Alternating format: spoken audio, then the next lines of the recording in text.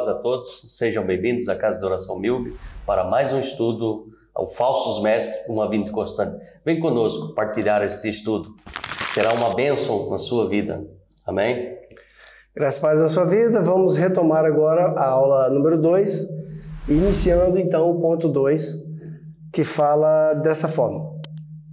A obra de Cristo é uma obra completa, acabada. A salvação que nos foi dada por sua graça, sua vontade soberana, não existe obra humana que possa resultar em salvação. Ele pagou o preço por nós. Não existe a possibilidade de se começar por graça e completar com obras. Não se misturam.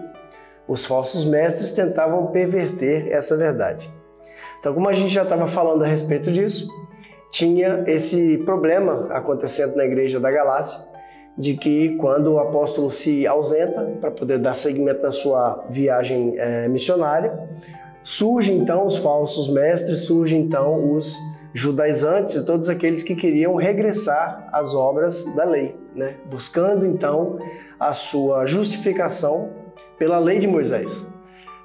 Reclamando a circuncisão, reclamando o Shabá, reclamando as festas, né? São todas sombras das coisas futuras, né? O próprio Paulo fala isso em Colossenses, e depois também o escritor aos Hebreus vai dizer que toda a lei que saiu do Sinai, ela apontava para Cristo. Jesus, ele teve a oportunidade de dizer que a finalidade, o cumprimento, a necessidade da lei era Cristo. Ele veio para poder dar seguimento ao plano de salvação. E o problema todo começou quando Paulo se ausenta, então, e alguns daqueles mestres que surgem começam a ensinar essa falsa doutrina, falando que os não-judeus precisavam ser circuncidados. Nós sabemos que os judeus eles têm o hábito da circuncisão, o mergulho na mikve, que é o que nós aprendemos a reconhecer como o batismo, né? O batismo na água ele não veio de João, ele era já uma prática comum da lei de Moisés, né? Até hoje, quando uma pessoa ela retorna ao judaísmo, quando ela quer ser judeu, uma das 3 primeiras coisas que ela tem que fazer é exatamente isso. Ela vai ser circuncidada, ela vai ser banhada no mikve, ou seja, ela vai mergulhar, né? No mikve, que é uma piscina batismal, e ela vai receber o livro da Torá e vai prometer que vai aceitar sobre ela 613 mandamentos que estão escritas lá. Então, Gil, responde aí a muitas pessoas que vão ouvir e ver este vídeo. Se Paulo estava na igreja da Galácia ou dos Gálatas, falando para eles que eles estavam descaindo dessa graça, que é Cristo, o Novo Testamento, que chama-se a Nova Aliança do Sangue, os judeus estavam aderindo ao cristianismo, correto? Certo. Então responde aí aos nossos ouvintes, porque hoje a igreja, instituição, critica aqueles que falam que você tem que estar em Cristo Jesus, numa nova aliança, e não olhar para o velho, a lei, e ainda se mistura.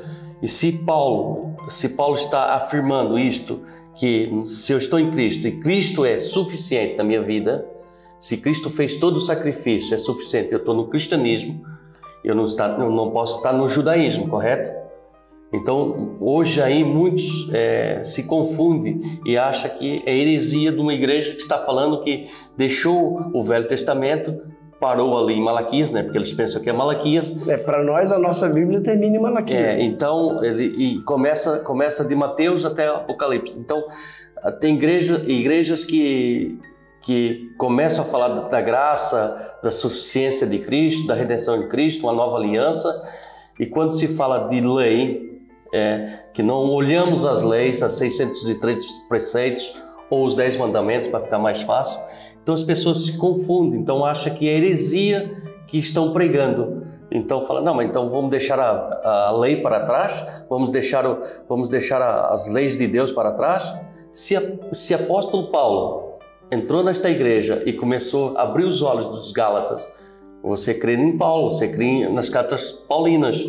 Então eu queria que você fizesse uma explanação aí aos nossos ouvintes, porque muitos ficam nessa dúvida de achar que a igreja que está só pregando graça, uma nova aliança, não está se deixando olhar para os profetas, os patriarcas, o Velho Testamento, e deixa. Então eu explanava esse assunto porque está dentro desta aula. O problema todo começa no entendimento do que é a lei de Moisés, né? Quando nós vamos falar a respeito da lei de Moisés, as pessoas pensam que isso começa no Sinai. Elas entendem que a outorga da Torá de forma escrita foi o livro da lei. Então, tecnicamente, isso vai começar já no final do livro de Êxodo, né? O Shemot, como a gente fala em hebraico, e vai criar Levítico. Mas existem mandamentos dados ao próprio Adão. Existem mandamentos dados a Noé, existem mandamentos dados a Abraão, né? Quando fala na questão do dízimo, fala que o dízimo não pode pertencer à lei de Moisés, porque antes da lei de Moisés ser instituída, já Abraão deu o dízimo. O livro de Gênesis, ele é o livro da lei, ele pertence ao Pentateuco, como nós conhecemos, e ele faz parte da Torá. É o próprio Moisés que está escrevendo esse livro, né? Se você percebe bem, Abel e Caim, eles oferecem um sacrifício a Deus. De onde é que eles tiraram isso? Já existia um consentimento, já existia um conhecimento geral sobre como agradar a Deus naquela altura, entende? Leis que foram dadas para Adão, que foram passadas para os seus filhos. Você vai ver, depois que Caim mata Abel e ele foge para a cidade de Nod, e ele se casa com uma das suas irmãs, ou talvez sobrinhas, e depois de um bom tempo acontece de ter então o Sete, que é o terceiro filho, né? E depois de Sete, foi indo uma geração atrás da outra até que se pronunciasse novamente uma palavra para Deus, né? Depois você tem a história de Noé. Por que Noé foi escolhido? Por que Noé pertencia ao povo? Noé fazia sacrifícios, Noé trabalhava. O livro da lei não é de Êxodo para frente. Se você percebe bem a leitura, quando os filhos de Israel atravessam o Mar Vermelho e eles entram numa terra, né? A primeira parada que eles fazem é sobre as águas de Mará. Falam sobre as águas amargas, né? E acontece então um milagre que eles jogam um ramo, um tronco, uma tora, depende de como é que está escrita a sua tradução da Bíblia. Eles jogam um ramo na água e essa água se torna potável, eles bebem de novo. E ali está escrito assim: e Moisés deu a eles leis. Que leis? Se a Torá é do Sinai, de onde é que veio essa lei? Entende? A circuncisão. Circuncisão é lei. Mas foi Abraão que inventou a circuncisão? Porque antes da outorga da Torá, ninguém se circuncidava. Todos os filhos de Abraão se circuncidavam. Porque é lei. Existem leis que foram dadas para Jacó, existem leis que foram dadas para Esaú, por mais que ele não tenha respeitado nenhuma, né? Tem uma parte do estudo que a gente faz do Midrash, que eu já falei para vocês, é toda uma seleção talmúdica que fala a respeito das histórias que não estão no que nós conhecemos como Velho Testamento. E no texto fala que quando Jacó ele foge do seu irmão e ele vai em direção a Padan Aram, que ele vai para poder ficar com o tio dele, né? O Labão. O tal Labão, exatamente. Acontece o quê? Segundo a tradição judaica, no Midrash diz que ele parou na sinagoga de Shem e Eved, né? Foi traduzido para nós Sem e Eber, né? Para quê? Para poder fazer o estudo da Torá. Eles tinham todo um contexto que nós hoje achamos. É muito comum você ver as pessoas falarem que o povo antes de Moisés era iletrado, que eles não sabiam ler, que não tinha doutoramento de pai para filho, que eles não ensinavam as leis. Existe todo um compêndio de leis. Quando chega nas mãos de Moisés para poder isso ser outorgado, ser escrito na Torá, eles já cumpriam essas leis. As leis do dízimo, Maaser, as leis do ano sabático, Shemitah, as leis do ano de jubileu, que é o Yoel. Todo esse conceito, aquela tribo, aquela terra em volta já tinha esse domínio dessas coisas. E existem então muitas coisas que aconteciam. Está escrito no Código de Manu, está escrito no Código de Hammurabi, que foi incorporado na lei de Moisés, logicamente que Deus fez isso, né? Nós não temos dúvidas. mas são leis que já existiam antes do povo estar ali naquele lugar, né? Por exemplo, a lei do levirato, por exemplo. A lei do levirato diz que quando uma mulher morre sem filhos, sem netos, sem ninguém, e o irmão, no caso o rapaz que morreu, ele tem um irmão, ele tem que fazer nela um filho para poder dar prosseguimento à genealogia. Isso é uma lei que existia antes do Código de Manu e foi incorporado nos 10 mandamentos, como a gente chama, né, 10 mandamentos. Hoje nós sabemos que são 613 leis, não são só 10 mandamentos. O problema é que quando você avança nesse assunto, aí a pessoa já olha, não, isso é coisa judaica, a lei foi abolida, mas foi a lei cerimonial, ou foi a lei ritual. Aonde é que está escrito isso? Não existe nenhum texto, nenhum ensinamento, nenhuma palavra que diz que a lei foi abolida somente a cerimonial, somente a lei ritual. Não está escrito isso. Aí existe aí a mistura. Aí é que entra a mistura da igreja todo. de Cristo com o judaísmo. Sim. E começa a se fundir aí e é uma grande confusão, né? É errado o judeu viver no judaísmo? Não. Não é errado. Ele vai ser julgado segundo as leis que ele pratica. Exatamente. Ou será que, como Paulo diz em Romanos, por acaso Deus é contra a sua própria lei? Pois, exatamente. Não foi Paulo que disse isso em Romanos? Por acaso Deus é contra a sua própria lei? Não. Então quer dizer, para nós existe a salvação no sangue de Jesus. Para o judeu, existe o que é chamado julgamento pela lei, pela obra. Ele acredita que ele vai ser julgado pela lei de Moisés e ele vai ser absolvido ou não, porque aí nós entramos em outro problema. Você acha que a questão da reencarnação é algo que surgiu na mão de Allan Kardec? Não. Isso é um estudo judaico da época medieval. Você acha que o problema como nós chamamos aqui, não é aquele inferno, é antes do inferno? O Dante. Não, é o purgatório. Né? A ideia do purgatório não surge com Dante Alighieri, não surge com a Igreja Católica. Né? Existe um lugar, uma teologia judaica que ensina sobre os 7 níveis do Gehinom. Né? Os 7 níveis do Gehinom são 7 etapas do purgatório judeu que uma pessoa tem que passar para ser lavada. Ou seja, existem muitas misturas, muitas coisas que hoje você vê na Igreja Católica, no kardecismo, você vê na Umbanda, e acha que foram eles que inventaram. Isso vem de muitos anos, sabe, de doutrinação errada, isso vem de muitos anos de tradição judaica aqui da Europa, ou alguns também da África, ou alguns que foram nas Américas. Por quê? Se você pegar toda a Torá escrita, se você pegar toda a Torá também oral, os Midrash, o Talmud, você vai ler aquilo, não tem nenhuma palavra que fala diretamente a respeito de purgatório e reencarnação. Isso vai surgir muito tempo depois, praticamente agora na Idade Média, que vai ser inserida essa ideia de purgatório e reencarnação. Então, aí começamos a entender que as igrejas, elas começam a se fundir com vários tipos de doutrinas. Exato. É o tal reencarnação, é o tal purgatório, é o tal inferno. E há muita mistura. E podemos ver aqui, aí podemos ver se a pessoa que está na igreja de Cristo. Eu aceitei Cristo, aceitei Jesus como seu único, suficiente Salvador. Estou na graça, estou justificado por Cristo. Há espaço para esse cristão querer fazer lei? É a mesma coisa que a gente questionar por que tem muito cristão, muito homem e mulher que se diz cristão, servo de Deus, que acredita em horóscopo, que acredita em signo, ou que acredita num sei lá o que, numa maldição que alguém possa fazer para você. Ah, eu não devia ter chutado aquela macumba, a macumba pegou em mim. Mas que tipo de salvação que essa pessoa tem?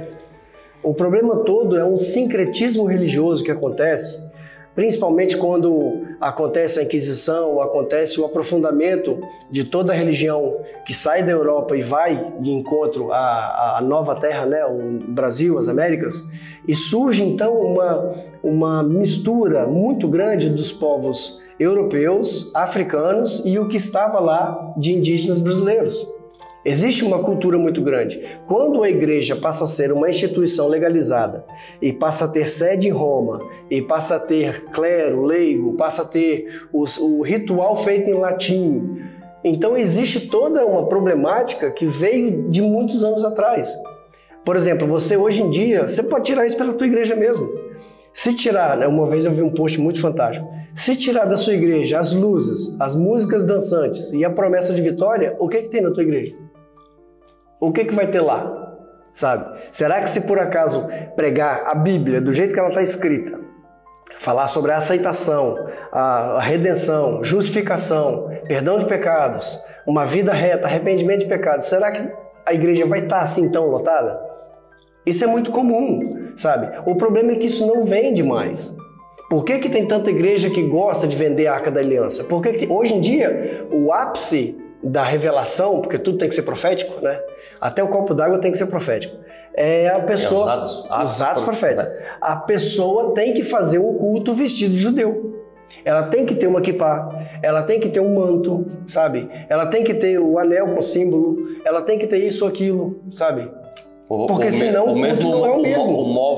O móvel candelabro ali atrás. O móvel candelabro, ou tem que tocar Mais uma vez eu digo que nós falamos aqui na última aula. Eu acho fantástico uma igreja que faz um culto temático para poder demonstrar para os seus membros como que era. Uma cultura, sabe?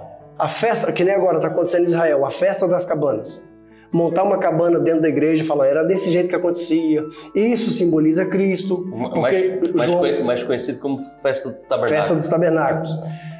Porque João, capítulo 1, versículo 14, vai falar que Jesus ele é o tabernáculo que Deus habita, né? Porque ele tabernaculou entre nós, cheio de graça, cheio do Espírito de Deus. Quer dizer, Jesus era a cabana. Por que nós hoje não usamos mais a Arca da Aliança?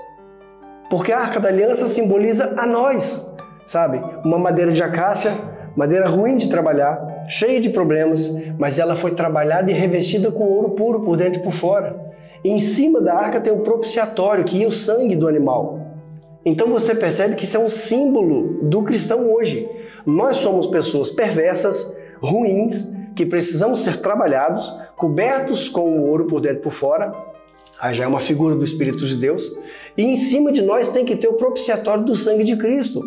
Então quando você percebe que uma igreja ela quer viver dentro da palavra de Deus, abre um texto, explica o texto de forma exaustiva, vai nos originais e procura saber o que significa aquela palavra no tempo em que ela foi escrita, sabe? E você vai fazer um texto, uma exaustão, sabe? Uma explicação bacana sobre aquilo, para poder fazer a pessoa entender o que o apóstolo queria dizer quando ele escreveu. Essas igrejas são minguadas, são pequenas, porque todo mundo quer vitória, sabe? Todo mundo quer só a empresa cheia, todo mundo quer trocar de carro, todo mundo quer resolver o problema do casamento. O problema é que não estão buscando o Deus que dá vitória, estão buscando a vitória de Deus. Isso é um problema, sabe? O próprio apóstolo aqui, ele diz, por que vocês são tão insensatos a ponto de começar na graça de Deus, começar na pregação da graça de Deus, pregação de Cristo crucificado, pregação da ressurreição de Cristo, pregação da aceitação de nós mesmos como sendo agora filhos de Deus, e agora vocês querem voltar para o judaísmo? Vocês querem se circuncidar? Vocês querem celebrar o Shabá? Vocês querem fazer festa de lua nova em reverência a culto? Não de uma forma litúrgica, demonstrativa, para que isso seja aprendido de uma forma ou outra, sabe? Eu não tenho problema nenhum com essas coisas. Um rapaz mostrou para mim uma foto que ele tinha recebido uns presentes de algum amigo lá de Israel, que chegou para ele o talit, que é aquele manto azul e branco, chegou para ele isso, aquilo, um chofar. Eu acho bacana, é lindo, mas tenha certeza de onde está a tua fé, sabe? Eu tenho um anel com símbolo do Israel, mas isso aqui para mim é um anel, se eu perder, perdi, acabou. Não tem força nenhuma, não é um amuleto, entende? É um amuleto, O problema é o quê? É que existem pessoas que, se não ouvir pelo menos uma vez por semana uma música que mexe com o seu interior, uma música que te esquenta, se não colocar para você que você vai vencer, que você é o favorito de Jesus, que você mora no coração de Deus, essa pessoa não consegue seguir. É muito mais fácil você ter um vislumbre, um reconhecimento de Cristo nas Escrituras, se você ler e estudar, do que você ficar passando por esse tipo de coisa. Porque no dia que você não tiver acesso a isso, você cai. Porque a sua fé não está na palavra. O que diz a palavra? A fé vem pelo ouvir. Ouvir o quê? A palavra. Ouvir a palavra de Deus. Esse é que é um problema. Entende? Então a igreja ela precisa entender que, eu vou falar agora para nós, A nossa Bíblia, ela começa de Gênesis até Malaquias, né? Depois tem os 4 evangélicos. Se você pegar de Gênesis até João, é Antigo Testamento. Fala, aponta para Jesus, ou no caso dos 4 evangelhos, fala claramente de Jesus e a vida histórica dele. Lembrando que Jesus é judeu, nasceu no lugar judeu, debaixo da lei dos judeus, para poder pregar o evangelho aos judeus e alcançar os que estavam debaixo da lei, né? Exato. Agora, quando a igreja começa, Atos 2, o Espírito, ou Jesus, ele ascende aos céus, ele sobe, certo? Então vai passar um período de 40 dias. 40 dias, mais os 10 que ele passou, não, foi ao contrário. 40 dias que Jesus passou na terra, depois de ressuscitado, fazendo milagres e sendo visto por todo mundo. Ele sobe, passam-se mais 10 dias. E aí completa então os 50 dias depois do Pêssar, que é a Páscoa. 50 dias depois do Pêssar é Shavuot, que nós conhecemos como a festa do Pentecostes. E acontece então o que nós chamamos de descida do Espírito de Deus. Abre um parêntese aqui. O Espírito de Deus já estava na terra. O Espírito de Deus já estava sobre os apóstolos. Nunca saiu. Isso é só uma forma didática que Jesus usa para poder fazer você entender que o Espírito está sobre você. Entende? Então, depois daquilo chamado em Pentecostes, que a igreja começa a trabalhar, o Novo Testamento começa em Atos 2.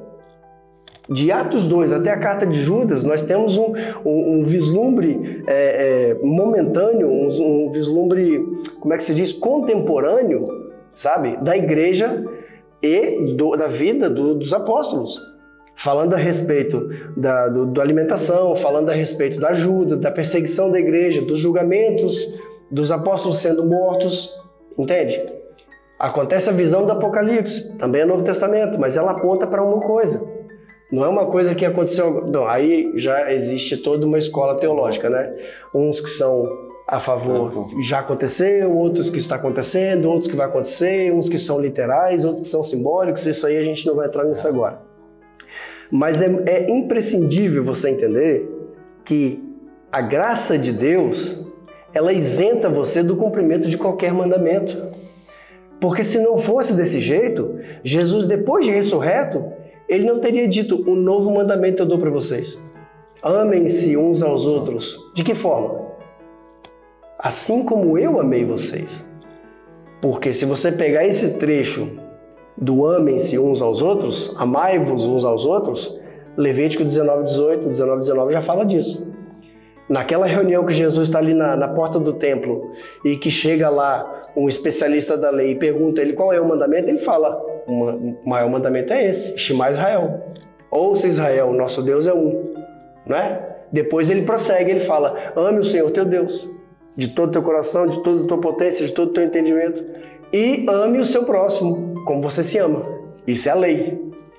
Jesus morre, ressuscita, aparece aos seus, faz a comitiva, envia, cria o ID, pregai o Evangelho, e ele fala, um novo mandamento eu vos dou. Que novo? Já está lá em Levítico, mas só que lá em Levítico diz, ame uns aos outros, certo? Ame o seu próximo como você ama a ti mesmo.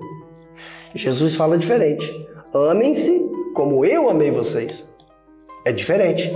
É como aquela palavra, toma a cruz de Jesus e segue. Toma a cruz e siga, exatamente. Mas depois quando você já está em Cristo Jesus, está na igreja, fala assim, já estou crucificado com Jesus. Aí você vai entender a diferença. A diferença de que tomar sua cruz, você tomou sua cruz, tomou sua decisão, falando, agora eu vou seguir Jesus. Agora, quando você segue Jesus, você está crucificado com Jesus e tudo se fez novo na sua vida. E o apóstolo Paulo ainda vai mais além. Eu estou crucificado com Cristo, não vivo mais.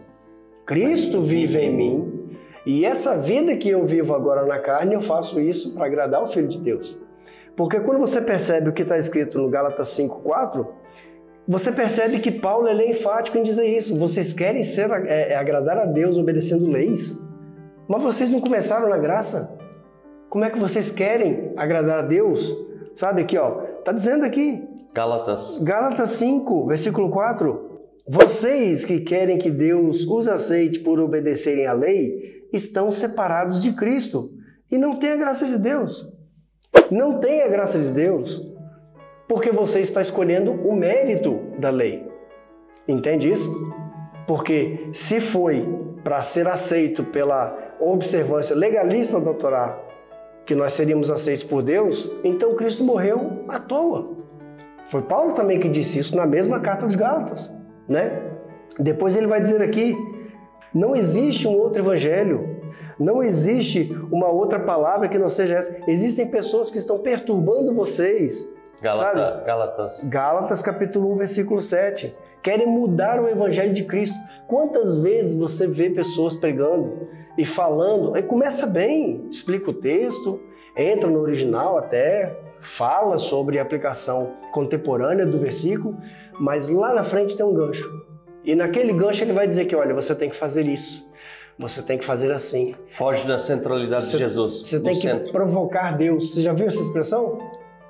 Você tem que ser ousado. Por que Davi era um homem segundo o coração de Deus? Porque ele era ousado, ele provocava Deus. Você nunca viu gente falar assim?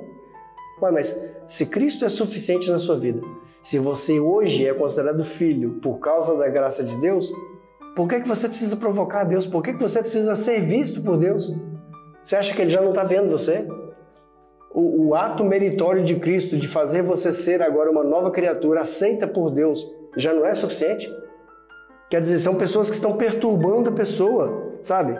Eu adoro aqui o Gálatas capítulo 3, versículo 1. Gálatas capítulo 3, versículo 1. Ó Gálatas sem juízo, quem foi que enfeitiçou vocês? Na minha pregação a vocês, eu fiz uma descrição perfeita da morte de Jesus Cristo na cruz, por assim dizer. Vocês viram Jesus na cruz. Percebe a diferença? O Evangelho fala de Cristo, o Evangelho não fala de Shabá, o Evangelho não fala sobre adultério, o Evangelho não fala sobre dízimo, o Evangelho não fala sobre a Shemitah, que é a lei dos 7 anos, né, que a pessoa tinha que fazer a terra descansar. O Evangelho não fala sobre herança. Isso foi o Antigo Testamento. É válido para os judeus. Até hoje, dentro de Israel, se existem pessoas que vivem da agropecuária, que vivem do plantio, das frutas ou qualquer uma daquelas espécies explicadas na Bíblia, que deveria ser retirado o 10%, eles fazem isso. Só que não tem templo sagrado para poder recolher isso. Então o que eles fazem? Convertem esse dinheiro em caridade. Dão dinheiro para uma sinagoga para poder ajudar a manter a escola de estudos. Dão dinheiro para um pessoal que não tem como casar filhos. Existem lá várias entidades, né? Tem o Sheva Brahot também que faz... não, como é que é o nome? Sheva Brahot é outra coisa agora, eu confundi as coisas. Tem uma outra instituição que vai fazer funerais de quem não tem família. Então esses valores que aqueles israelitas que moram dentro de Israel, eles tiram 10% e convertem esse dinheiro, isso vira caridade, sabe? O problema todo é o quê? É que eles querem inculcar na sua cabeça que se você não der os 10% do seu salário, você está em maldição. A Bíblia nunca falou de salário. A Bíblia nunca falou de dinheiro. Entende isso? Ah, irmão Gil, mas e aquela conversa de que se o homem morasse muito longe, ele podia vender a sua oferta, que seria queimada no altar, para poder ele viajar mais leve, chegando lá dentro do templo, ele podia comprar uma outra oferta e sacrificar os seus 10%. Pois é, continua lendo o texto. Lá está dizendo que ele e a sua família iriam comer a oferta. Não é a igreja que ia comer a oferta. Não é o seu líder religioso que ia comer a oferta. O problema é que vocês param na vírgula e vocês deixam que qualquer um interprete isso do jeito que ele quiser. Pega o texto, leia. É fácil. É mais fácil ouvir do que estudar, né? Uma vez eu vi uma mensagem que dizia assim: aquele que não lê, ele é refém do que lê. O problema é o quê? Que eu posso fazer uma leitura aqui e eu posso dar uma interpretação a você que favorece a mim. E aí você, como não vai ler para poder tirar a dúvida, vai acontecer o quê? Você vai cair na asneira de fazer o que eu estou te falando. É por quê? Porque leva a pessoa em erro, porque está lendo a Bíblia, um versículo bíblico, e ela fala assim, não, ali é algo sério, é algo de Deus. Então ele já fica ouvindo aquilo que alguém está trazendo a explicação. A explicação, ou está certa ou errada. Tem uma explicação tendenciosa, né? Você pega aí um texto de Gálatas 1, 8 e 9. O que está dizendo lá? Gálatas, capítulo 1, versículo 8 e 9. Mas, se alguém, mesmo que sejamos nós quem? Os apóstolos, né? Paulo está escrevendo isso. Ou um anjo do céu anunciar a vocês um evangelho diferente do que temos anunciado, que seja maldito. Deixa eu te fazer uma pergunta. Qual foi o apóstolo que mandou você tirar 10% do seu salário e dar para ele? Fala para mim. Qual foi o apóstolo, o discípulo de Jesus, aonde é que está escrito nas cartas paulinas de Pedro, de Tiago, que manda você, porque senão você vai ser amaldiçoado? Isso leva muito a erro as pessoas, que em Atos capítulo 5, havia assim um casal... Ananias e Safira. E eles venderam a sua propriedade, se esconderam o dinheiro, chegou nos pés dos apóstolos e não entregou a sua totalidade, e eles foram mortos, né? Sim. E jogam esse texto para você e você fica ali com medo, senão se você... Esse é o problema, é ter medo. Deus é soberano, você não tem que ter medo de Deus, você tem que ter temor, sabedoria, respeito, reverência. Porque se você chegar a fazer alguma coisa na sua casa, se você fizer alguma coisa na tua igreja, na tua comunidade, e abrir lá um texto do Antigo Testamento e falar que você fez aquilo porque está na lei, você não está fazendo nada, porque você não é judeu. Essa lei não compete a você. Entende isso? Olha o que está escrito aqui, versículo 9, pois já dizemos antes e repetimos, se alguém anunciar um outro evangelho diferente daquele que vocês aceitaram, que esta pessoa seja amaldiçoada. Sabe? Irmãos, a gente sabe que tudo aquilo que nós fazemos, uma igreja, que é um local, né? Igreja somos nós, mas existe um local, uma conta de água e luz, existe um valor que você vai ajudar a pessoa no combustível. A manutenção. A manutenção. Nós sabemos que isso custa. Você acha que a gente é bobo? A gente sabe que isso custa. Mas eu prefiro pregar a verdade. Qual que é a verdade? Paulo fala em Coríntios, cada um contribua com aquilo que deu no seu coração, não com medo, não com tristeza, não por obrigação. Não sei se você sabe, a lei do dízimo era obrigado.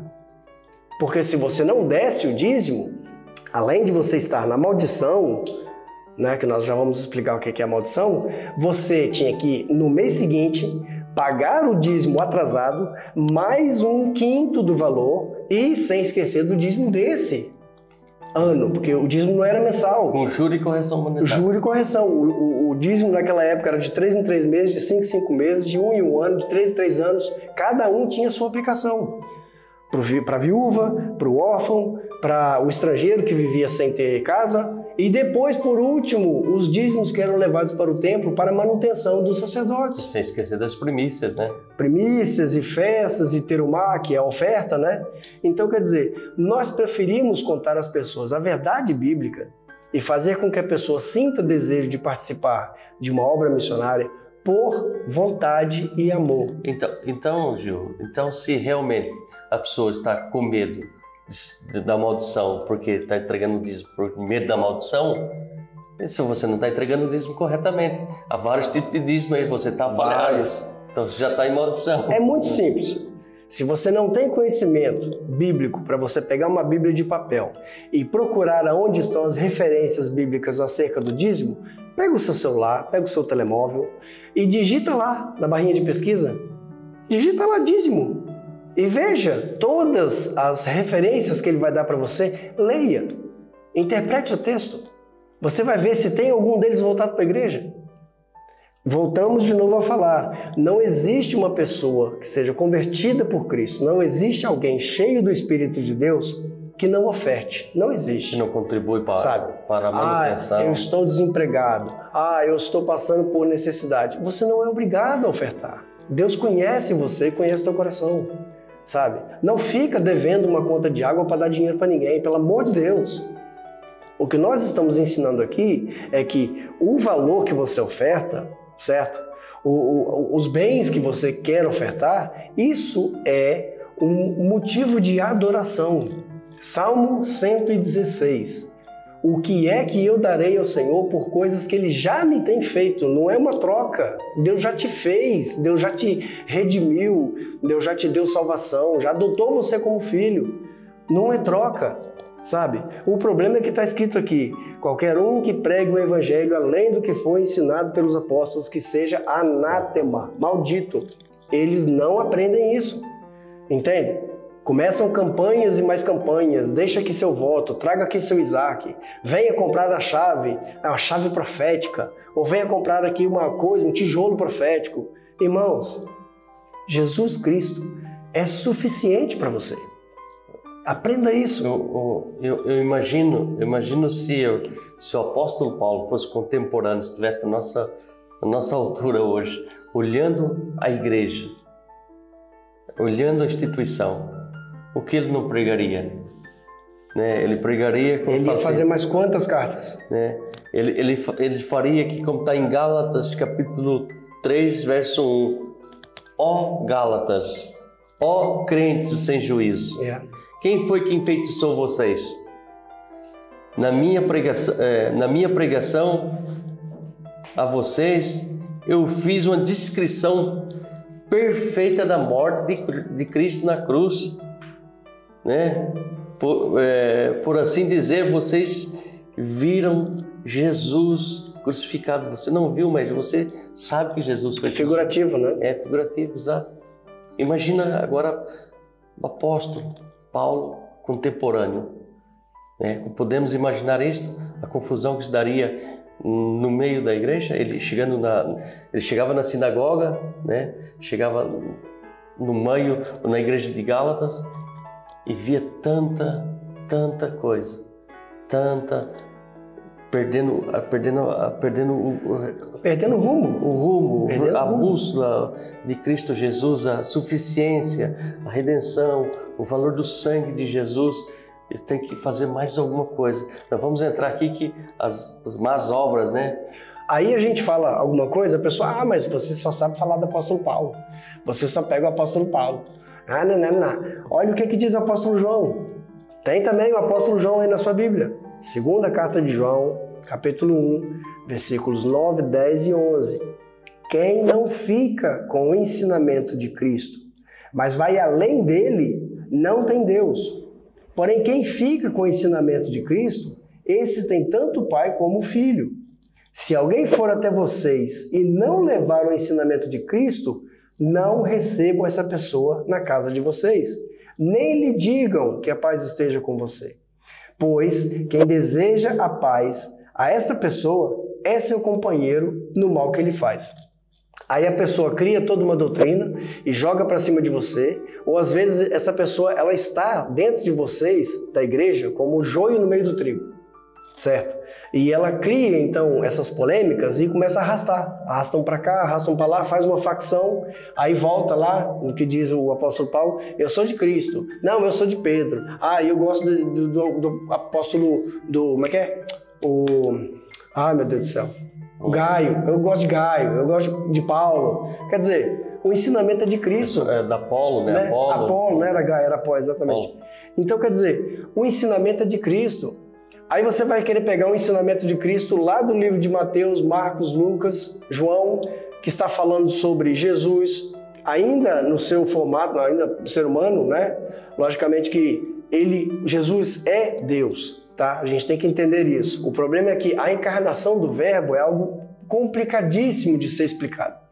Se fosse fácil explicar a encarnação do Verbo, Paulo não chamaria ele de mistério de Deus, certo? Se Paulo, que é Paulo, chamou a encarnação do Verbo de mistério de Deus, não sou eu que vou ficar aqui tentando fazer você entender o que é Jesus, Pai, o Espírito, a Trindade, a Unidade, não sou eu que vou fazer isso. O que eu quero que você entenda é o seguinte: a mensagem que Jesus trouxe na época em que ele estava em carne, encarnado, ser humano, foi uma mensagem aos judeus.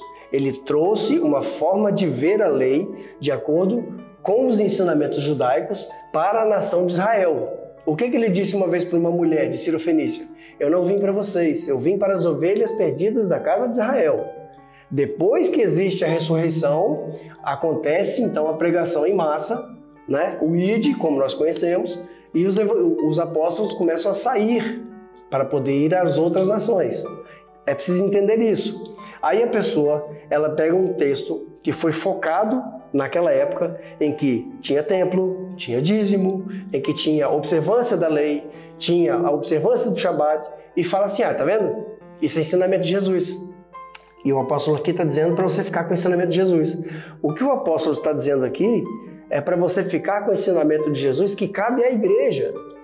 Está falando da igreja, né? Sabe? O ensinamento de Jesus que cabe à igreja, ok? Precisa ficar isso bem claro na sua cabeça, tá bem? Porque as pessoas confundem isso.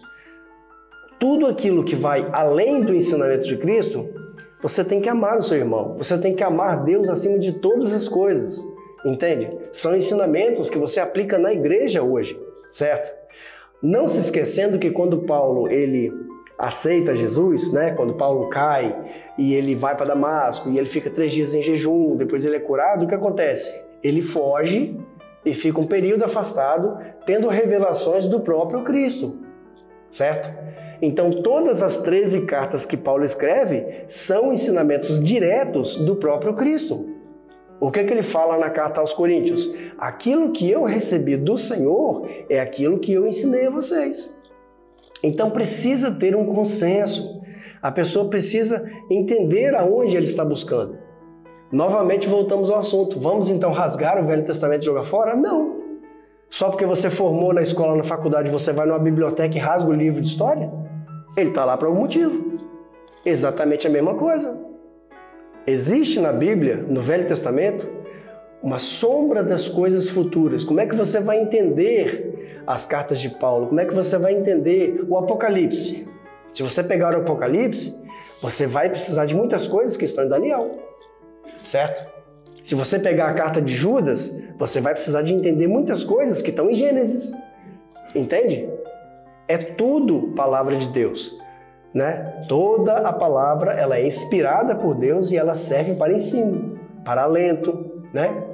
Ou seja, nós precisamos aprender a ver Cristo e a graça de Cristo no Velho Testamento. Parar de pregar a unção do Gideão, parar de pregar a vitória de Davi, parar de pregar o espírito valente de Josué. Não precisa mais. As forças de Sansão. Não precisa, sabe?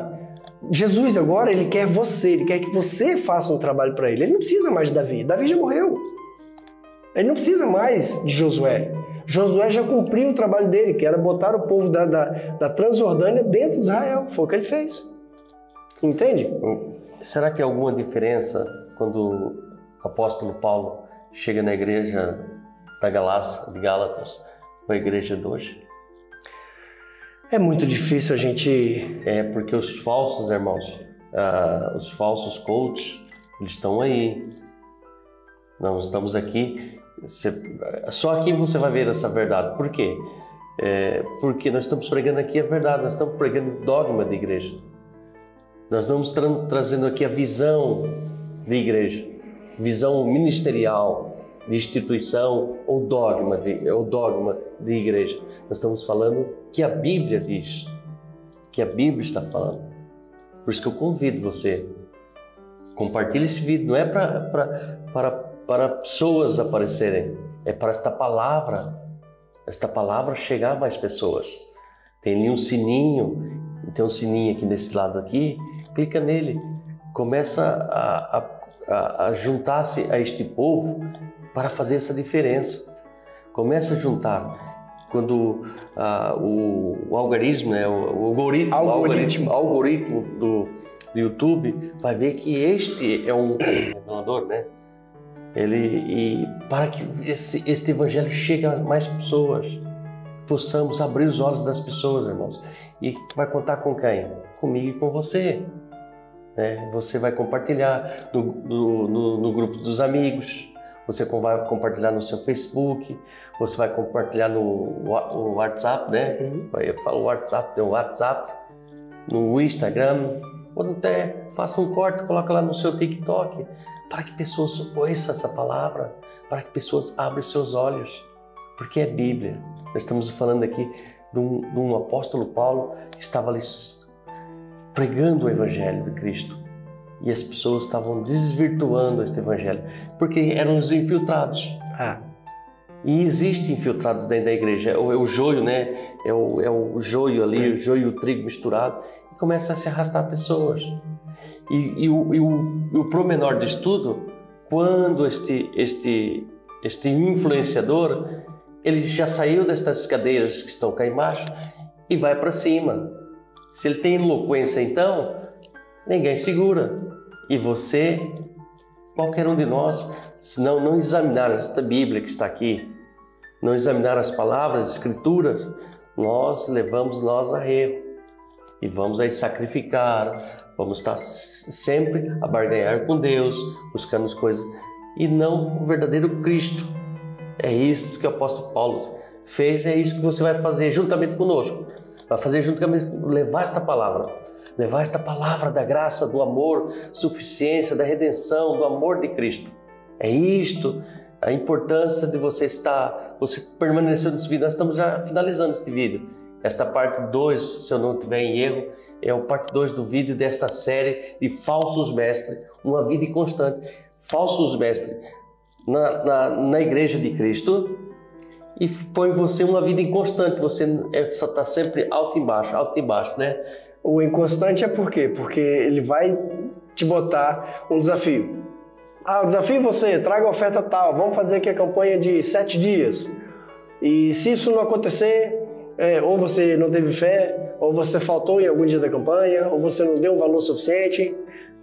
E aí você fica assim, você entra naquele êxtase, você está feliz e ansioso, você sente o arrepio, de repente aconteceu alguma coisa, seu filho teve uma febre, furou o pneu, ou você teve que ficar mais tarde no trabalho e você não conseguiu ir na campanha. Pronto, aí agora você já é mal, Deus te odeia, porque você quebrou a campanha e Deus estava contando com a sua campanha para poder ele conseguir realizar o milagre que você tanto precisa. E você estava, no início da campanha, você estava aqui com as baterias a 100% voando nas asas do querubim. Você estava ali cheio de Deus, né?